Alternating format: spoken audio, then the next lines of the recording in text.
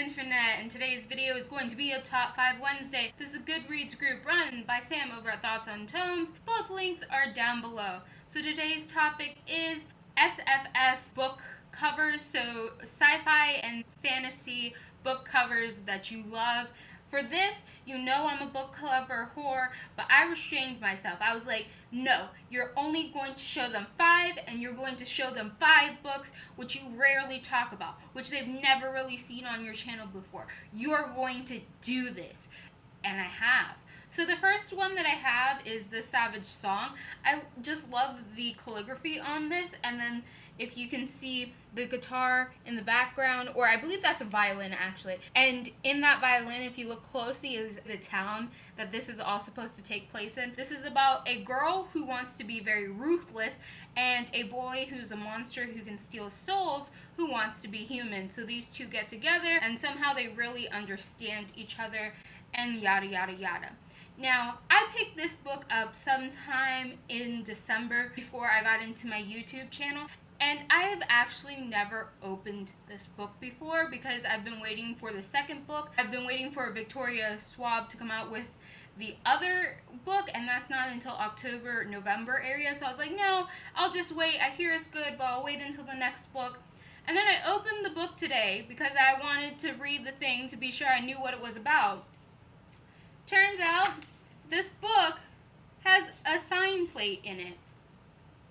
Why? This just proves that I literally pick things up off the shelf because it looks pretty and rarely ever look inside to see what it looks like. I'm like, oh, that's beautiful. I guess I want it. The next book on this list is one that I have done a book opinion on, and that is Vassa in the Night. Now, if you watch that book opinion, which I suggest you should because I'm highly entertaining, then you will know that I have a big problem with Sarah Porter's writing, her style, and how she tells a story. It's all explained over there. However, I cannot deny that this is a beautiful cover. Now, you probably can't see it, but the cover is black, but it's also a matte black. And then I like the distinction from that matte black to this orange-red color, and it just, the fonts look really nice, and the whole thing is aesthetically pleasing, and then you turn it back, and then they have that orangey red. It just all comes together. Then you have like the little building that they show on the front, on the side, but in that orangey red, and all of it overall looks good. And because this book looks so good, and it actually is a retelling, even though it's a trash one, it is allowed to stay on my shelves. The next book I picked is Ironhearted Violet by Kelly Barnhill. Now, this book here has this princess riding on the back of a dragon, and it's about this princess named Violet, and she is just a reckless little girl, and she just does what she wants, and she's just like, yeah, gonna be this princess, gonna like do all this stuff. So she's unashamedly herself, and she discovers one day that there's one last dragon in existence. So she goes to find that dragon because she's curious. She just wants to know if it's real, if there's actually dragons left, and what this dragon has to say for itself. I just like the concept of the book, and then I like how they have this girl riding a dragon, and she just looks like, yeah man, what's up? I'm on this dragon, you know.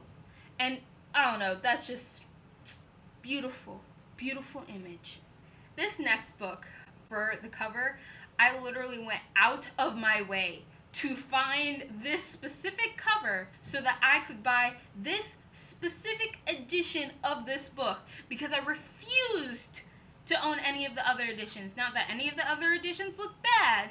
This was just my favorite, so I had to have it. I did not care. I had to have this specific one, and that is Erin Morgenstern's The Night Circus. This is the UK Classics edition. This is the vintage classic edition.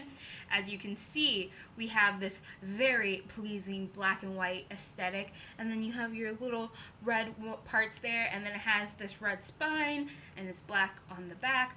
But I just love how that black and white and how they just go together. Oh my gosh, I could not stop looking at it. Now again, the other covers, they look okay, but this one, this is the one that you want on your shelf. This is the one. So, yes, this is a book about two kids. They get roped into fighting each other with magic, and their stage is the Night Circus. Very good description, I know. Real talent. The last book on my list is by Cornelia Funke, and that is Fearless. This is actually the second book in a series. I have not read this series at all, but I picked up the series because of this book. If you look really closely, you see all these moths and stuff, and I like moths. I think they're really fascinating to look at. They kind of give like this spooky vibe, but they're not like really ugly. They're just like kind of creepy, and you're just like, ooh, something weird's gonna happen. And then if you see in the back, there's this figure made out of the moths, and it kind of reminded me of The Magicians, which is a book by Lev something or another. Didn't look it up.